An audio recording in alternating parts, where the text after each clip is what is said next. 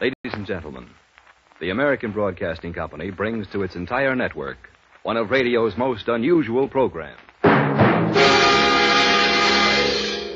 Pat Novak, For Hire.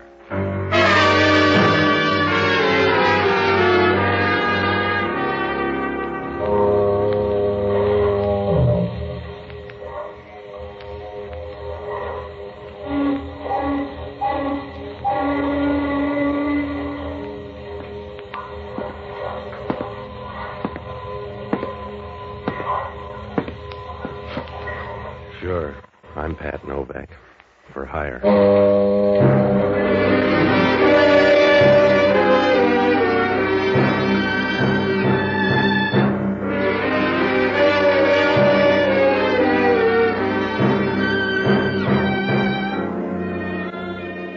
That's what the sign out in front of my office says. Pat Novak for hire. You don't get in the blue book that way, but you don't embarrass your friends either. Because down on the waterfront in San Francisco, they don't separate the good and the bad. They let them run together. And before long, you got a caste system. You're either alive or dead.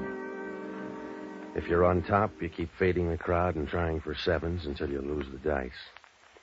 It's about the only way to play it, unless you like worms. I rent boats and do anything else that'll put a fast handle on a buck.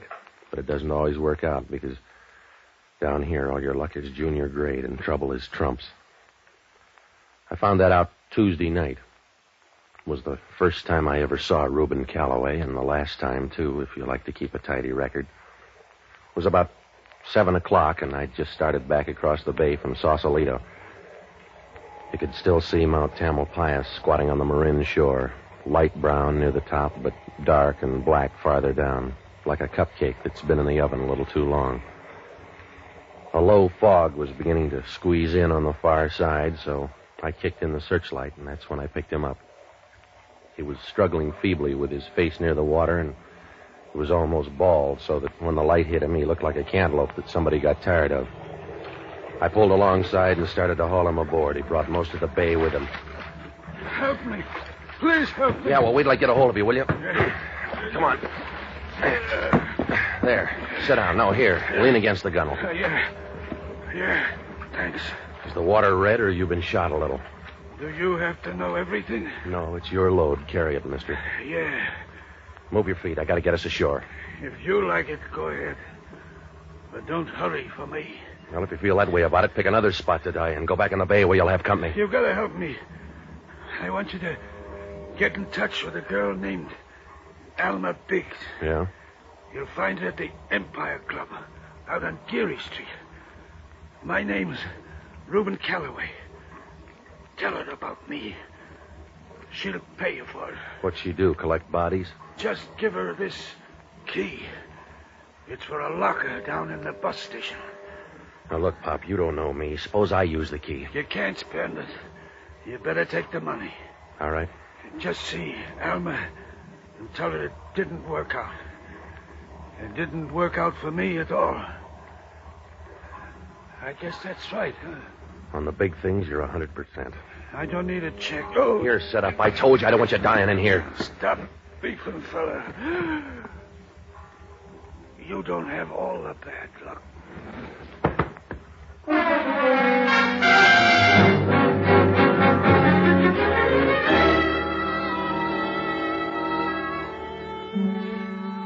They must have sent a fast chariot because when I leaned over, the guy was dead. And he was working hard at it, too. He was a skinny little guy, all bent up and twisted in the bottom of the boat like an old paper clip. It wouldn't do any good to straighten him out because he wasn't going to sleep easy. His eyes were open and rolling around at the sky as if he was on the make for a star. And the skin hung loose around his face so that when you touched it, it felt like an empty baked potato. I pushed him into a corner and started for Pier 19. When I got there, I hauled him on the dock and went down to call homicide.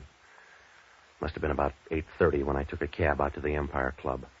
It was a gambling joint out on Geary Street where they cut their whiskey and cards in different rooms. I asked the guy at the window if he knew Alma Biggs, and he pointed her out by the roulette table.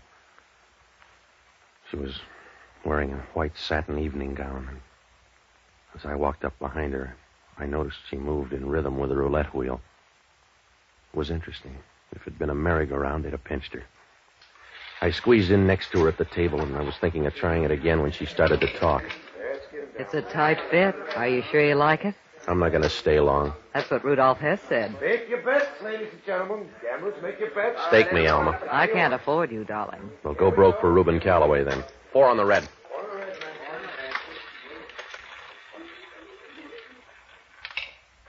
I ought to keep you for luck, darling. Will you comb your hair? I'll take the chips. They'd look bad on Callaway. Oh. It's too crowded here. Let's find a closet. All right.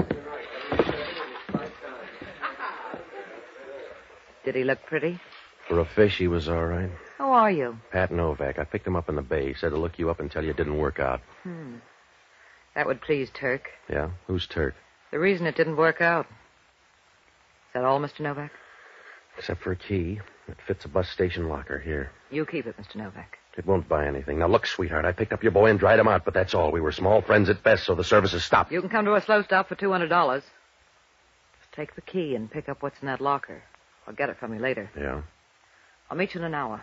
Where's a good place? Your apartment? Well, it's a place. I'll find it in the book. I hope you don't mind. No, the thin walls will save me. What's in the locker? What would it prove? Proves you got a small mouth, Angel. Unless you're going to kiss it, don't worry. 9:30 then? All right. I'll bring the 200 with me. Don't worry about the dough. Oh? Because I scooped your chips off the table. See you later.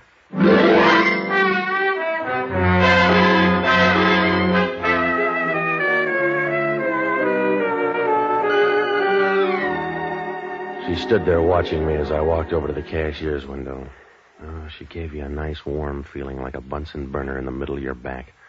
And as she stood there in the center of the floor smiling, you knew she could turn a glacier into a steam bath at 400 yards. A nice little mouse that made you want to go home and test all the old traps. Well, I cashed in her chips, and the boy at the window shoved out 200 rocks in a pained look as if he'd just handed over his right lung. I got a cab and rode down to the bus station at 7th and Market. There were a few people sitting at the counter and a couple of old men on the benches waiting for somebody to get up and leave the funny papers. I went over near the wall and opened up the locker. It was a long trip for a small package. It was a square manila envelope, and there was an address up on the corner. Reuben Callaway, photographer. I squeezed the envelope, and it felt like photographs, but I wasn't sure. I started to close the locker when I turned, and then I tumbled for the first time. It's like getting a drop of rain on your hand before you ever look up at the sky. The two of them were standing over by the cigar counter watching me. A guy with a heavy overcoat and a little small guy about the size of a hangnail. It wouldn't do any good to sit down because I knew they'd stay until somebody condemned the building, so I walked past them out onto the street. There was a cab standing right in front. Cab, mister? Yeah. Swing up toward the St. Francis, will you? Yeah, Now, look, you're going to be tailed, so brush up on your alleys. if you like it that way. Hey, you were supposed to take a left there on Mission. I got a license. Where's yours? I told you to double back over Market. Look, get out and walk if you don't like it. I've been bought, mister. Oh, my two friends. That's right. You should have come first. I ought to part your hair. You got more chance with them. Here we are. Where you going? You like alleys, that's what you're going to get. Yeah. Take it easy, fella. You're not going anywhere. You were nice while you lasted. Take it easy. You better walk up a wall. They'll block the alley. See?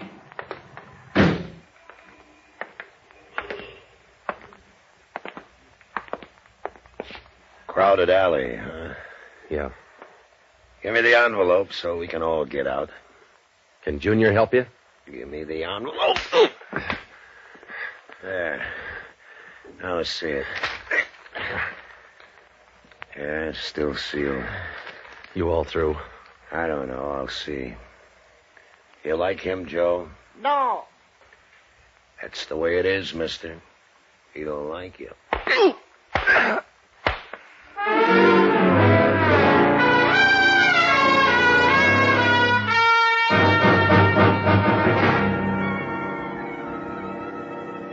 I slid down like an old sock on a bony leg.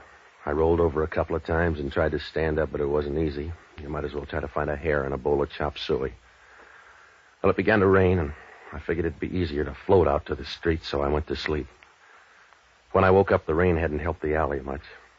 It's like washing your kid's face and finding out he was ugly to start with. The mud had washed up against the walls, and there was a thick, sour smell. And down the alley across the street, there was a part of a sign sticking out that said, Eats. And that isn't what you felt like at all. I started groping around to get up, and my hand hit the pictures. They were scattered all over like clothes in a boarding school. I picked them up and started for the street. On the way up in the cab, I got a chance to look at them, and they didn't make sense. There were 6 of them, and they were all just about the same, a bunch of mob scenes of that fire over in Oakland. I didn't have time to figure it out because the cab pulled up in front of the St. Francis, and I went in to call Alma Biggs and tell her the party was off. Part of that alley must have come with me, because when I walked into the lobby, the doorman looked at me as if I'd just blown up a nunnery. I tried the number once, but nobody answered. I decided to wait 20 minutes and call again. That was a mistake, because I just got in the booth and started to dial, and somebody started rapping on the door with a nickel. It was Hellman from Homicide. Hello, Novak. Come on out. You can't get a date in that suit. What do you want, Hellman? Come on out. Oh, you're a hard man to find. Well, you don't look in the right places. I'm a family man. Tell me about the dead guy. I don't know, Hellman. He died in my boat. That's all I know. He didn't say anything? Just sentimental stuff. His name's Reuben Callaway. Somebody threw him in the bay without instructions. I don't know a thing about him except he takes pictures. Yeah? Oh, wipe off the drool. They're not your kind. Who are his friends? He's got new ones by now. I don't know, Hellman. How about that guy up in your couch? Huh? I just left your place. How about that guy on the couch? There's a gal up there, but that's all. Does she wear suspenders? Huh? Then take my word, it's a man. And you're going to tell me he's dead, Hellman. No, I'm not going to tell you he's dead, Novak. He may be a soft breather.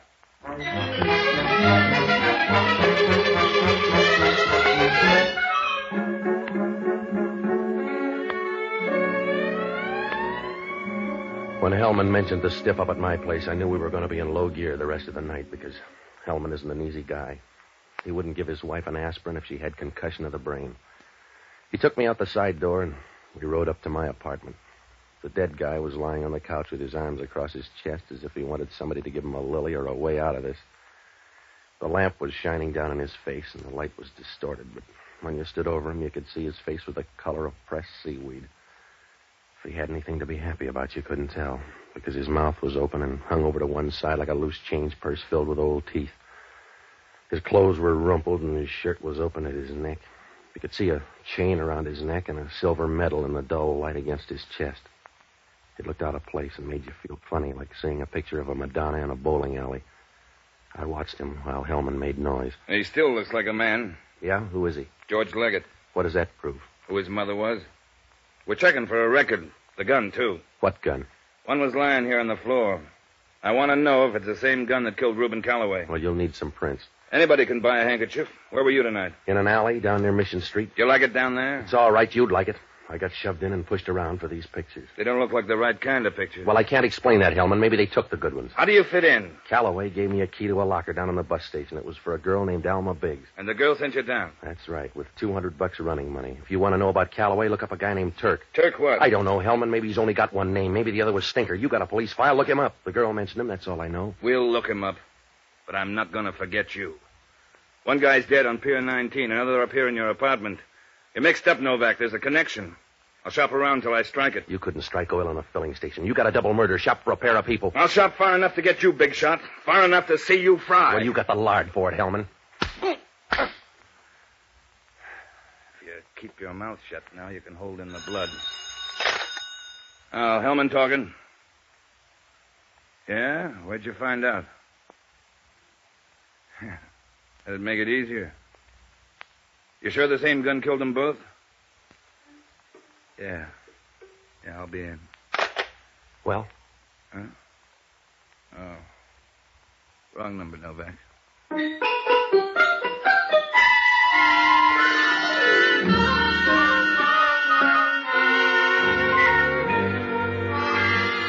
They didn't give Hellman a sense of humor. They gave him a loud laugh instead. When he walked out of my place, he was smiling like a funny man who's just exposed Santa Claus. I didn't feel very funny myself. I took another look at those pictures, and I was as mixed up as a guy with a Mexican divorce. They were just ordinary pictures of a fire in Oakland. What made them so important? I was sure that Gunsel had taken some pictures, but, well, Were they any different than those? And why was Alma Biggs afraid to pick 'em up? And who was a guy named Turk? I was full of questions, but no answers, like some guy at a peace conference. If I went over it any more, I'd be counting my toes. So I got out of there and looked up Jocko Madigan.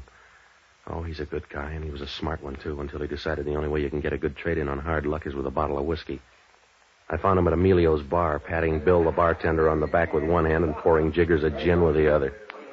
At the tables down at Murray's, in the place where Louis dwells. Jocko. Ba, ba, ba.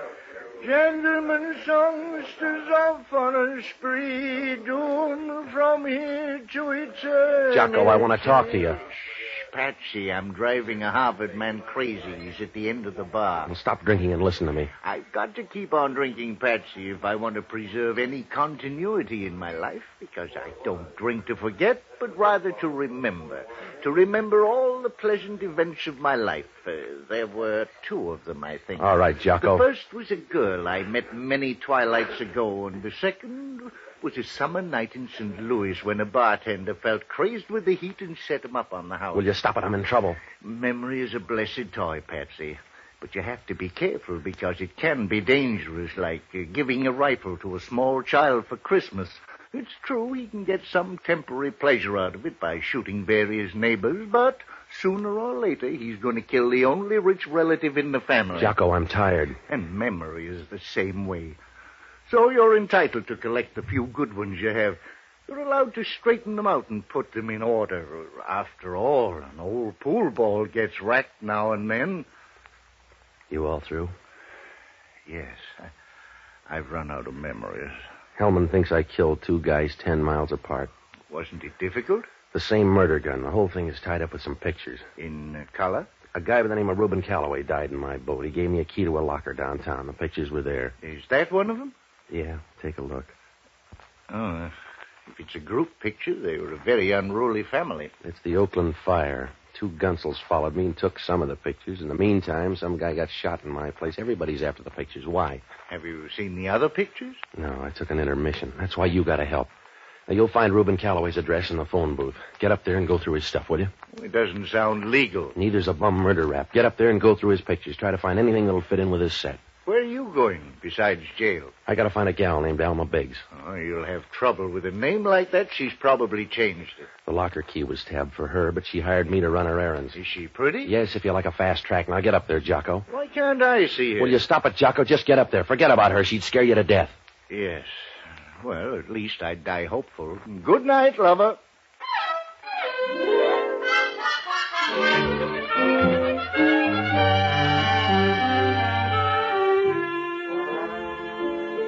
Well, finding Alma Biggs was quite a job. I knew she was around, but I couldn't get to her. It was like trying to get a peanut shell out of a back tooth. I called the Empire Club, but they didn't know anything about her. I went through all the phone books and the city directories, and I didn't get anything but a sore thumb. Yeah, I didn't do any better with the hotels. I sat in Lupo's and called them all one by one, and by 1 o'clock I knew more desk clerks than a vice squad cop, but no Alma Biggs. Finally, I went out to the Empire Club and started talking to the cabbies. About 15 minutes later, one pulled up and remembered taking a girl in a satin evening gown up to an apartment on the hill. I called Hellman and rode up there to check the names. Alma Biggs had an apartment on the 2nd floor. I knocked on the door and she didn't answer, so I tried it. The lights were out, so I closed the door and groped over to the desk. I should have noticed the draperies as I passed because they were full of people. Wait a minute. All right, now. Wait a minute, Mr. Novak. Stop breaking things. Someday you may want to mend me. Do you always sleep in the curtains? Do you always talk this long in the dark? Turn on the light. Yeah. I wanted to see who you were. George Leggett, maybe. Oh? Do you know him? We're roommates. He died on my couch tonight. Anything serious or just humdrum death? He's satisfied. What do you know about him? Well, I never heard anybody say a bad thing about him. Of course, I never heard anybody mention him. Now, look, Angel, it's late. Who's George Leggett? Why do you care? Because homicide cares. They got Callaway and Leggett back to back, and they want my skin. It's a nice skin, darling. Where are the pictures? Unless you're a social worker, you're not going to like them here. Let me see. They're not all here. Yeah, I figured that. Where are the other pictures, Patsy? In some Gonoff's album. Two of them jumped me down near Mission Street. Who were they? We never got that friendly. Well, there couldn't have been two of them. Well, maybe the little guy was just window dressing, but he gave the right answers. Patsy, I think you're a liar. You're nicer than homicide. I want those pictures. You do. And I'm going to take them away from you. And if I had them, that's a big enough gun to do it. Get the pictures, Patsy. It's a bad time for murder, Angel. Homicide's working this week. I haven't time, Patsy. I'll push you down like a blade of grass. Get the pictures. Now, look, sweetheart, I took a job for $200. It covers a tandem murder rap and a sapping down on Mission Street, but it won't cover big talk from you. Now, put the gun away or I'll bend you hard. Don't move up when you talk. You're around behind. Come on, give it to me. Up it, Patsy. Feels good. Let it go or take the pain. Drop it. You don't have to hang on. I'm not a barbell. You're handy now. Who's Turk? Stop it. You're hurting my arm. There's a guy named Turk. I want to know who he is. You're late for that. Who is he? Go ahead, tear it off, and you'll die ignorant. Yeah. You sound blue, Novak. Oh, what do you want, Hellman? I want to give you a reason. We got the coroner's report on George Leggett. Yeah? He died in your apartment. The blood off your carpet looks good on these slides. All right, so the murderer sold me the rug. So what, Hellman? So we ran down George Leggett's record. A Detroit gunman who got out here 6 weeks ago. Yeah? He traveled for years with a guy named Turk Spaniel. Now, that's your boy. You better find him. We already have. Don't tell me he's up on the couch. He was born too soon for you. We checked with the Detroit police. What'd they say? They know all about Turk Spaniel. He was killed 9 years ago in West Detroit. But they found the guy that did it and sent him up to Lansing for life. Yeah? Yeah. He was a guy named Joe Biggs. Say hello to your girlfriend.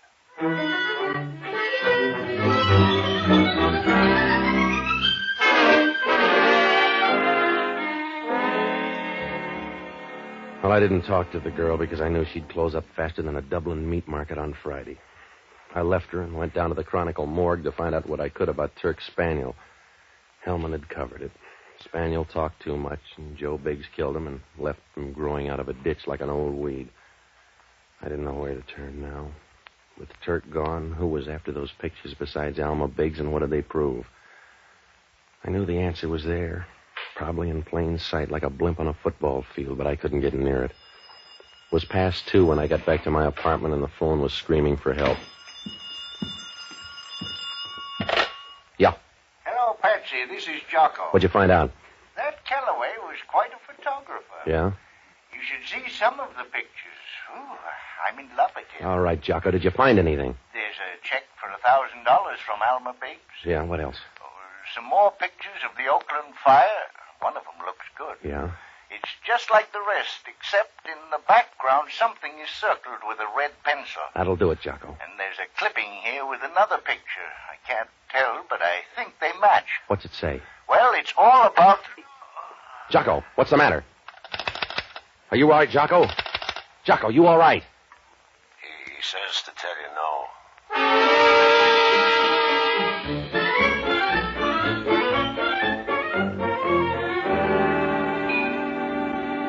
After Jocko's call, I grabbed a cab and rode up to Callaway's apartment. When I got there, Jocko was sitting in the middle of the floor as sad as a steer on a sheep ranch.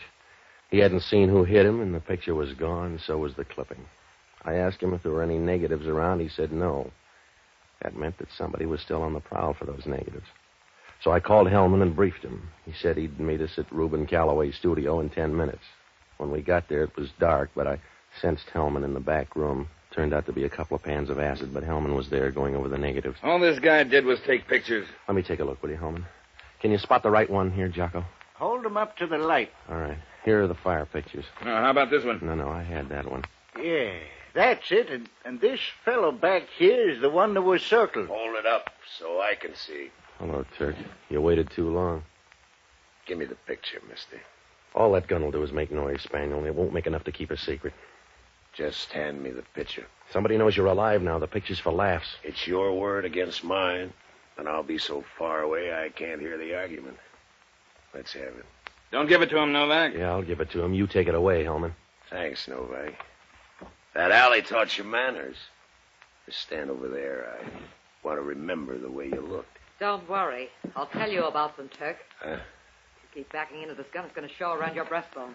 The guns are getting cheap. You better drop yours, Spaniel. Over there. You look the same, Turk, or almost the same.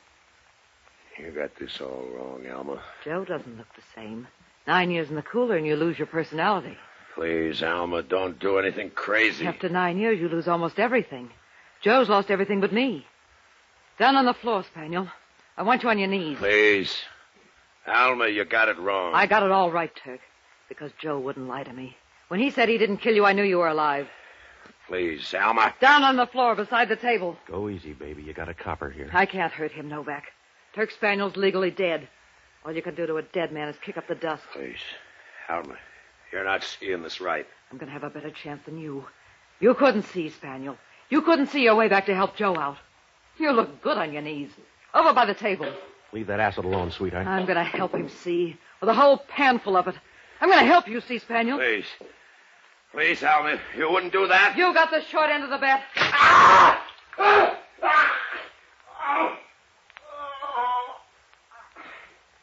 You better look at him, Jocko. Don't bother, unless you're a baby doctor. We may need you, lady. Not for this copper. Remember, Turk Spaniel's dead. Detroit says so. He looks live now. He can't be dead there and live here. I like your climate, but it's not that good. You can't see me, Turk. But I'll bet you can hear me walk out of here. Goodbye, Turk. I'll send you a cane.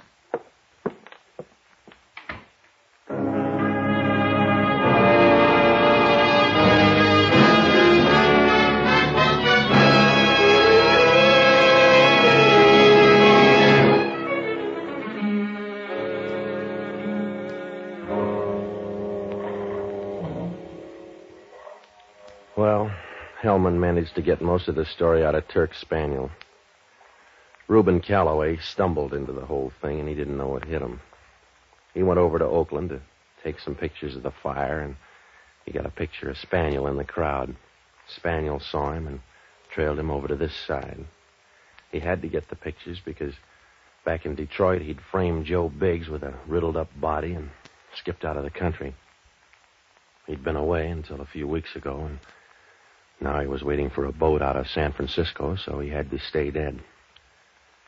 He sent George Leggett after the pictures, but Leggett figured it was a good way to double-cross him and stay in the clear, so he tipped off Alma Biggs, who'd come out here on a lead a few weeks before.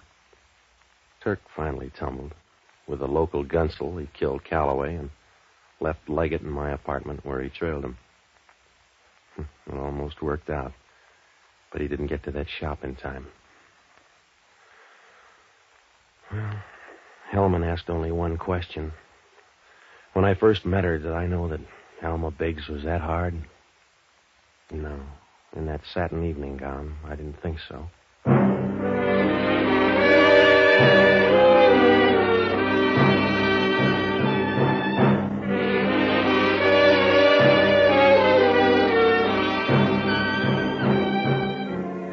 The American Broadcasting Company has just brought you the fifth of a new series, Pat Novak, For Hire, starring Jack Webb. Pat Novak is produced and directed by William P. Rousseau. Jocko Madigan is played by Tudor Owen. Inspector Hellman is played by Raymond Burr. Music was composed and conducted by Basil Etlin. In our cast were Yvonne Patey, Charles McGraw, Herb Butterfield, and Herb Ellis. This program is being released to our servicemen and women overseas through the worldwide facilities of the Armed Forces Radio Service. Be with us again next week when over most of these same ABC stations we will bring you Pat Novak, For Hire. This program came to you from Hollywood.